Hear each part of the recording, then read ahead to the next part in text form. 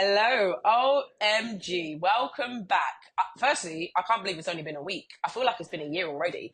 I know. I feel like a year's gone I by with know. this podcast. I Like, was like, it's been we're so on good. episode 3, and it feels like we've been doing this for donkeys, You doesn't it? know, especially the way people are like waiting for the next one to come and the next one. I'm like, yo, what's going on We here? should have started this ages ago. You know. But week 2, episode 3, conversations with Caroline and Sabrina, claiming your success. And today we are going to talk about why not you? Why not you? Mm. It's all around mindset, you know? And Sabrina, something I've been like literally when I started thinking about this, the topic we're going to talk about today, and I'm thinking about over the last couple of years, when my mindset changed, it's like you turn the why not you, because trust me, and Sabrina was there too. It's like I've now turned that why not you, understood my value and what I actually bring to the table. When someone presents an opportunity to me, now I seem to throw back at them, but why me? What do you Mm. see in me? I know what I see in me, but I Mm. want to make sure that it's what you see in me and I'm worthy, and you know what you're bringing to the table actually lives up to what I'm about. And that's what I was kind of thinking of, you know, like it's that mind shift change. It's all in the mindset. I mean, what's your thoughts, Sabrina? I think, man, I think it's so powerful to then come back with that question of, but why me? Why is it that you think I'm right for this? But then to have that mentality in your mind of why not me? I think it goes back to the comparison conversation that we brushed on, Yeah. like first episode, second episode, 20 weeks ago when we started this thing, right? I think it's about we compare ourselves and our ability to other people. Like we look at people that maybe more successful than we are, or maybe someone who has that thing that we desire or has that relationship that we want or whatever, and we think, you know, I can't have that because X, Y, and Z. We talked about if only, must be nice, all of that last week, Yeah. right? So I think it comes from that, and it's really understanding. But if you believe in human equality, which I do, I believe that all humans are created equal. How the decisions that we make for our lives are what branch us in different directions. I believe sometimes it's circumstance, but even then we hear the wildest stories of people that have come from the backwater of nothing to create Yeah. exceptional success and extraordinary experiences for their lives, right? So there's a lot that comes down to human choice. I think having that question of why not me, it's the ability to that if you were able to do it, then maybe I can too. You're a human Yes. being, I'm a human being. Yes. If it's possible for you, maybe it's possible for me too. And even just stripping it down to the bare bones of that equality conversation is where we need to go to make it a realistic kind of reasonable question. Why not you? Like when somebody asks, and I want to ask you this question, Caroline, like from Mm-hmm. previous version of you before that switch went off, but then also ask everybody who's listening, what immediately comes up in your mind when someone says, why not you? What is the yeah, but that immediately comes into your head? What was about to come into my head straight away was oh my gosh, but why not you? Because of what I've been through, because of how I was brought up, you know, because of how my lifestyle was when I was younger. That was what immediately came to my head just then, you know. So it's that people think the rich are born rich and they stay rich, and then the poor, they're born poor, they stay poor. When that's not actually the case, you know. So I guess that's what came to my head straight away. What about if I was to throw that at you? Me, it's similar. It was very much success doesn't look like me. Mm-hmm. Like from my skin color, from my demographic. Like I grew up in a single parent household living on government benefits, legit on the wrong side of the tracks in a very affluent town. We were the poor Black family, right? Yeah. So I literally didn't see any evidence anywhere around me that was like my life could be different, that I was Yeah. worth or capable of more than that. So that was always the thing that held me back was this is where you're supposed to be, Sabrina. This is all that is available for you. Sometimes it is the people around us and can be the family that want to keep us down that way, you know, because that's what they are known to as well. And that's it. Like, it's all about not staying comfortable. It's all about just really opening up your mind to what it can be like if, and it's just changing that spin on it. And that's all I started doing when I was doing the mindset and the journaling. It's so quick to think negative. It's about changing it and thinking, why not me? But why, what, exactly that. Why not me? But why me? You know? And then I found a lot of the belief along my journey and mindset change when I had other people tell me things. Sabrina did it to me when we first started. I used to say I was shy, not confident, all of that. And she'd be like, shut up, man, I know what you're talking about. You'll see it come, you'll see it come. And it's when you start to overcome the obstacles, and then it's all of this is going to link together and it will make sense when you start listening to the podcast, and you're probably going to start thinking, oh, they've said that already, but they said it a different way, because everything is mindset. It's not why not you. It can be you. And that mindset shift piece, man, it's so powerful. What would you say, and I know my answer to this question, but I want to hear it from you. What would you say is like the practices that you've put up for yourself on a daily basis, weekly basis, monthly basis, like whatever it is, yearly, that solidify that mindset of why not me, that give you the ability to continue to move forward and continue to believe in yourself? What is it, like physically, practical things that you do? So it's down to literally knowing your worth, right? And then continuing to pour into yourself. And then that's where you're going to keep showing up and keep having that why me.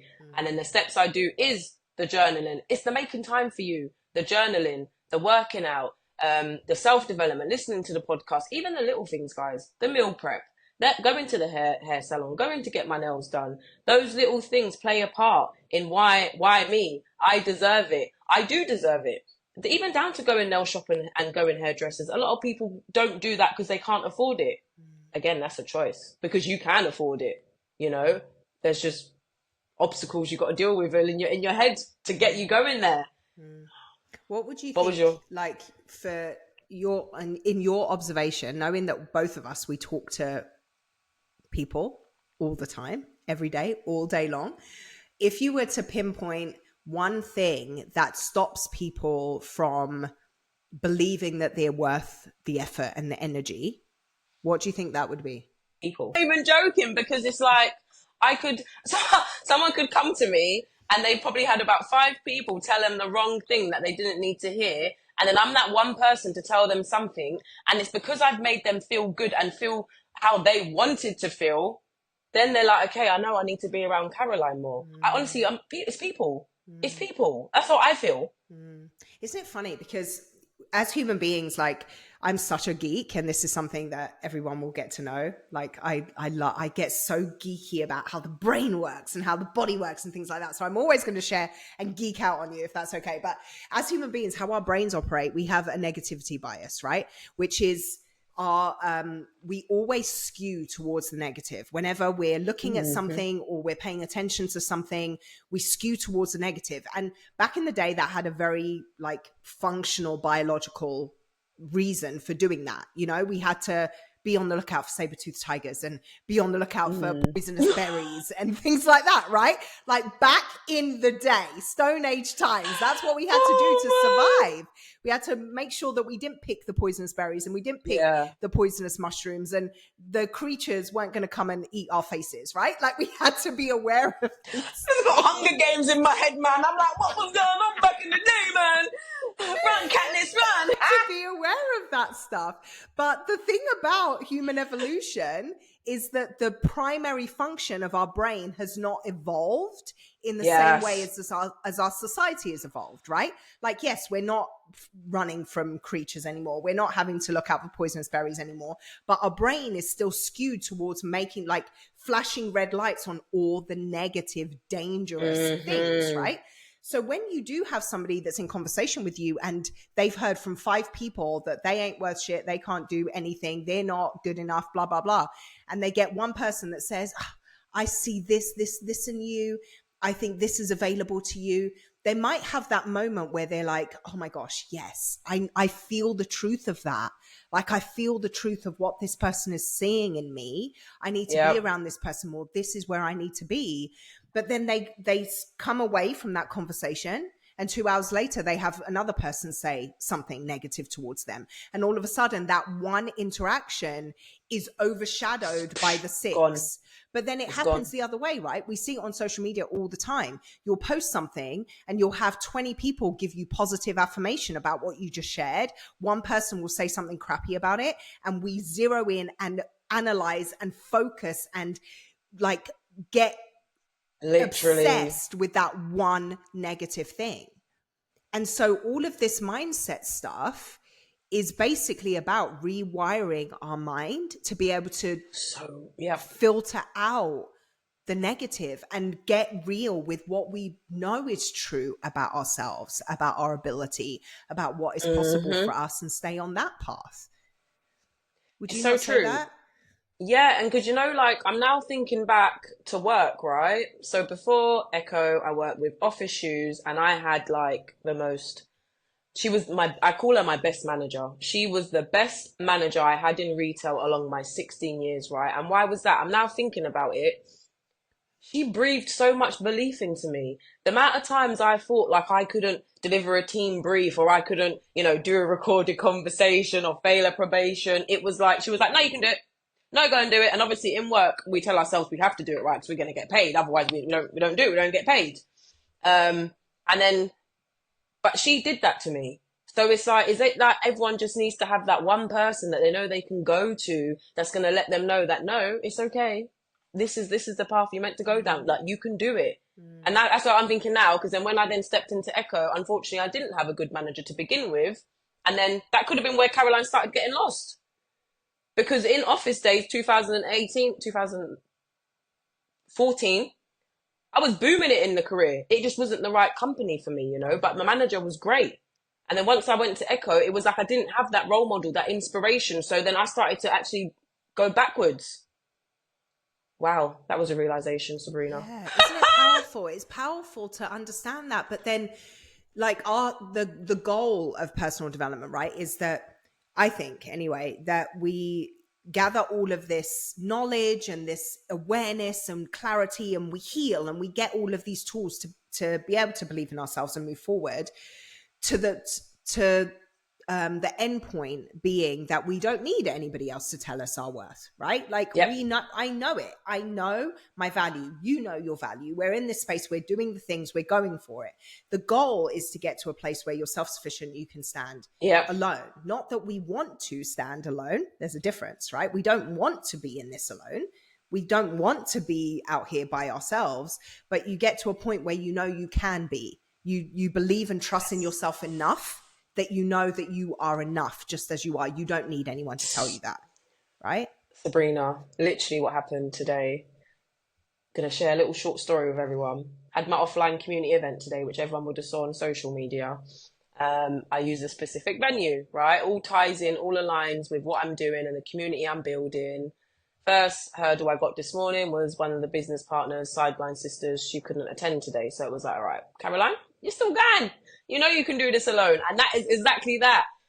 You need to be, regardless if you have 10 people with you, that's going to do something. And then next minute, all 10 of them drop out. You still need to be ready to go alone. That's the mind. That's where you need to get your mindset level to. Doesn't matter who's around. You're still going to show up the way you need to. So that's what I was working with. All right, Caroline, we're still going. Then we got a second obstacle. As soon as I got there, venue was shut. Normally it should be open, right? Sent a couple of messages. There was no, that's it. Sunday. Didn't hear anything. So my venue, that's it. It was like the venue I used wasn't there. So I went round to a coffee shop, sat there, and I was like, okay, quick thinking, Caroline, you got 20 minutes until everyone's going to start coming. What are you going to do? Dashed out some emails, just let them know, what happened, what the situation is, and where they can find me. Team. And then I was like, I'm going to sit here for an hour, see who's going to come.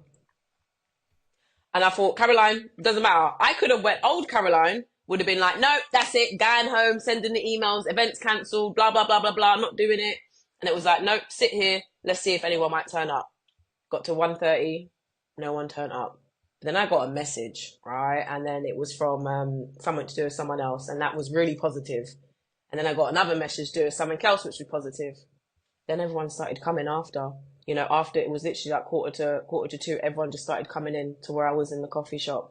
And it's just like, and it turned out to be so beautiful, guys. I cannot believe, like, from what started off as like a literal show, then, you know, it turned into like something so magical. And I'm so glad that I stayed there. If I hadn't worked on the mindset, I wouldn't have stayed there. Then I wouldn't have had the outcome that I had today, you know. And it's that we have to be okay to stand alone. Me, myself, and I, the soul I got in the end. That's what I found out.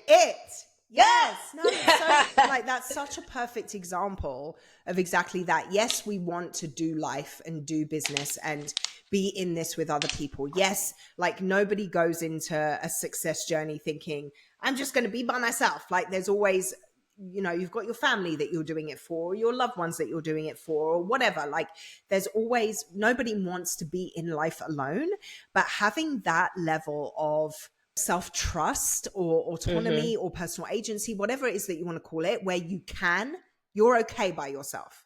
You don't need other people. You want to be around other people, but you don't need them. That's where we get, like, this place we get to in our personal development process. And so to tie all this back to the point of me sharing all of that, when you were saying about people are the ones that get in the way of other people's success, it's getting to a place where you can what's the right way to put it? You don't allow other people to pull you down. Like that situation you're in with your new company, if you had that mindset that you do now, even without the great manager, the great person there in that place to support you and mentor you, Caroline wouldn't have slid backwards because you would have been able to stand up on your own. So it's getting to that place. And this is so important. And just like you said, we're going to circle back to mindset a lot, because having this mentality of I can and I will is the game-changing place to get to in your life. I just thought of like maybe where the audience can start testing where their mindset level is, because this is something. How many of you lot listening would go out to eat by yourself? That can be the first test, because I never used to. And actually it was only 4 months ago when I started going out eating by myself and sitting in a restaurant and I didn't care, you know? So that, do you know what I mean? That takes a lot. Going to the cinema, that can be where you can start to test your mindset level and see where it's at. Because if you can't go and eat in a restaurant by yourself, why can't you? Why can't you? The time people, when they're with people, they're sitting there and they're quiet anyway and they're eating their food. On their phones anyway. That's one of my pet hates. Just, if anyone is ever at dinner with me, that's one of my pet hates. Like if we're spending time together and you're on your phone, warning, red flag moment. Just so you know, everyone knows the expectation. We're in conversation. Not I haven't even got my phone with me, but not like this. We're not doing that. We're not doing that. No, but it's true though. It's true. Yeah. Right? But it makes me think, like, that's such a great place to start on a self-assessment. Like, such a great question. Would you go out for dinner by yourself? And it made me think about, so anyone who didn't know that I did this is going to think that I'm legit crazy with what I'm about to share. But last year, it was about this time last year, in a couple of weeks last year, I went on a 12-hour walk. Do you remember when I did this? Yes. So I went on a 12-hour walk. It's more than a physical challenge, even though that sucked. Like my legs by the end of it couldn't have nothing, could you? Awful. It was like no music. You couldn't have anything with you. You could have your phone with you, obviously for safety purposes, but it needed to be on Do Not Disturb. And you couldn't have headphones, anything. You had to be with yourself walking for 12 hours. So when so the book is called The 12-Hour Walk, is the name of the book. And the author in the book talks about how this came about for him. And now it's like a global thing. Like there's a day of the year that everybody who is in this community goes and does their walk. But I didn't wait for this day of the year because I finished, the website, 12-Hour Walk. The book is called The 12-Hour Walk. So I finished reading the book because I read the book because I was like, oh, this is going to be a good mindset, like getting nitty gritty, mindset book. And I read it and I was like, closed the cover and I was like, okay, calendar, 2 weeks from now, I'm walking on this day. I literally just planned it, right? And the thing that scared me the most, this is the reason why I shared it, the thing that scared me the most was spending 12 hours with myself. And this was last year. So I already consider myself to be somebody who is deep in this mindset work and personal growth work, and deep in my healing journey. Like, I'm not afraid of myself, right? Yeah. I do a lot of that work. But still, there was something about being out and about for 12 hours just with myself, no headphones. I couldn't listen to a podcast, couldn't listen to music, couldn't listen to an audiobook, nothing. It was just me and my thoughts for 12 hours that was still apprehensive to me deep in this journey. And I freaking did it, like smashed it, walked ended up walking 27.9 miles in the 12 hours. So more than a marathon I ended up walking, right? And I remember coming home exhausted. The next day, my legs didn't operate anymore. Like, everything hurt. I was dying. I was miserable. It was awful. Why did I picture you getting out of the bed, putting your legs on the floor, and then just donk? Collapse. It was awful. I took a bath, and I do not like taking baths. There's something about baths that just creep me out. I don't like taking baths, but I took a bath because I was like, oh my God, that is hilarious. And I love baths. Gio, my husband, he is the bath taker of this family, where literally 2 hours, once a week, 2 hours he spends in the bath with his salts and his bubbles. I just called him out. I'm sorry. Oh, anyway, no, but baby, so I love that's you. so good. Just called him out. But anyway, I took a bath. I hate baths, but I was like, I'm in so much pain. I'm miserable. I'm taking this blooming bath. And that whole next day, Gio was at work, so I was by myself at home. I was just overcome with this. I freaking did that. I spent not even from the physical standpoint, but mentally, I was able to not only be with myself for 12 hours, but I was able to talk myself through. The last 4 hours of that thing were miserable. Oh, really? I was so sore. My feet felt like they were shredded. My muscles were locked, like didn't want to work anymore. I was miserable. I was like, I'm done. But what I'd done is I wasn't doing I was doing a circular route. Like, I wasn't doing a there and back thing. Yeah. So I had no choice but to carry on walking to get home. That's the best way to do it. That's the only way that I got through it. If I'd been doing like a route where I went back and forward, there's no way that I would have finished that thing. But I literally walked a circle. So by the time I was over it, 4 hours I still had to get home. Like, I had no choice. But I was that next day, I was like, I was able to be my own cheerleader. I was able to talk myself through it and say, yes, this sucks. This is miserable right now, but you can do it. You do hard things every day. You've overcome every hard thing you've ever faced in your life. This is nothing. And literally the last hour of my walk, it was like, Sabrina, it was really quite emotional because I was going back through all of the really hard moments of my life, like the things that have happened, the things that I've lived through, all that kind of stuff. And I was like, this is nothing. You went through all of that and you're complaining about walking right now. Like, how about we don't do that? And that was my mantra this whole time. So my whole point of sharing that was getting to a place where you can be with yourself is such a great measuring stick for where your mindset is and your strength of mind is. So then when I was doing that was lockdown. Because I was nowhere. I was locked down, and that's where I had the time. And that's where I was actually unintentionally doing all the things that was going to prepare me for when I come out of lockdown. Something you said that I feel everyone should definitely listen to. You finished reading the book. You went straight to the calendar. You chose the date. You did not think.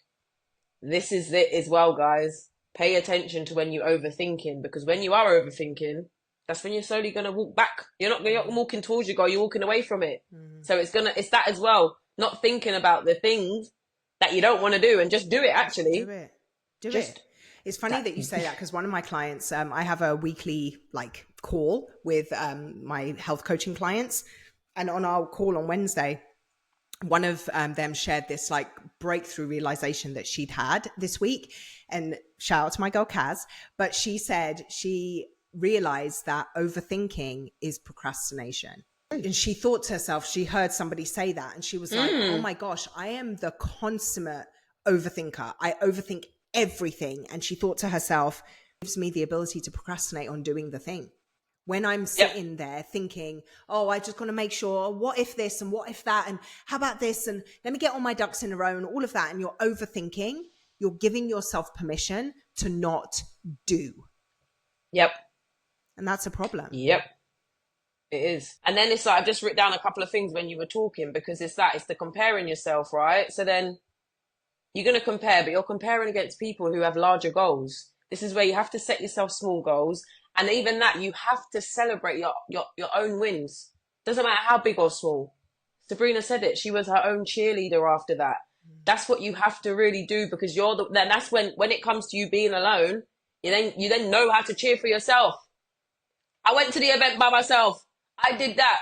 Still had a better outcome than if I was going to be probably with everyone. Do you see what I mean? And it's like, I'm going to now cheer for myself for that. And that's only going to boost. Yeah, go on. No, I was going to say a better outcome than if it had all gone according to plan. Right? Literally. There you go.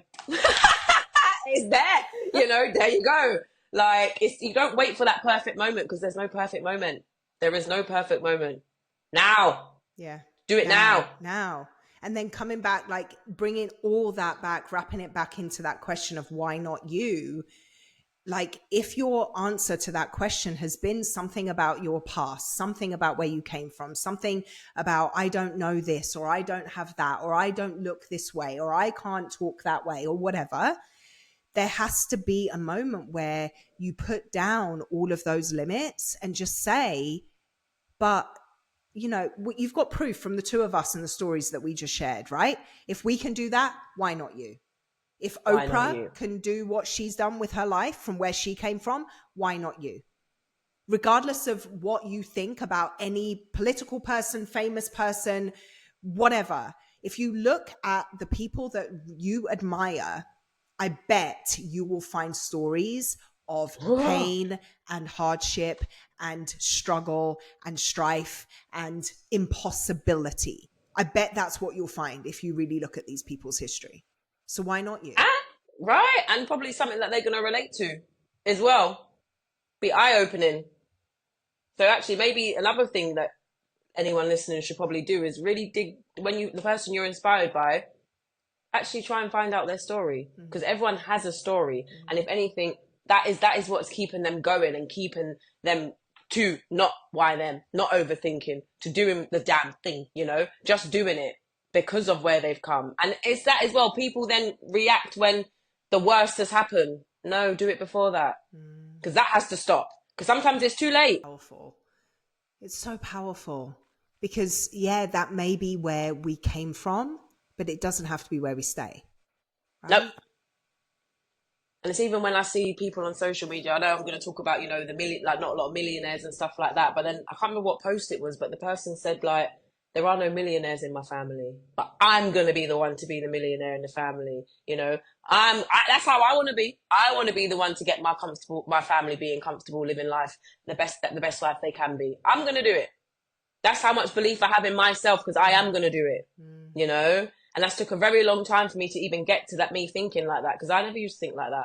It did used to be why not me? And that was when I was comparing. That was when I wasn't thinking negative. That was when I wasn't doing anything to make me happy or fulfill myself. We're worthy. We are worthy. Declare that. Declare it, claim it, shout it from the rooftops, get a tattoo on your forehead with that stuff on it, whatever it is you need to do. Like, we're gonna start a movement. Me teammates right there now. Oh dear. Yes, all of the above. Oh my gosh, what a conversation, Caroline.